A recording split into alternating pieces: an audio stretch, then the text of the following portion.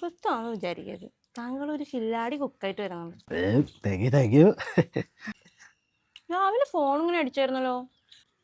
ആ അതെ, ചെക്കന്മാർ വിളിച്ചായിരുന്നു. എന്തായിരുന്നു?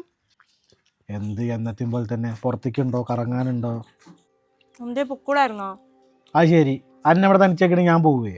നല്ല കഥേ. കണ്ണേട്ടനിപ്പോൾ ഞാൻ ഉണ്ടായതുകൊണ്ട് എങ്ങോട്ടും പോകാൻ പറ്റുന്നില്ല അല്ലേ?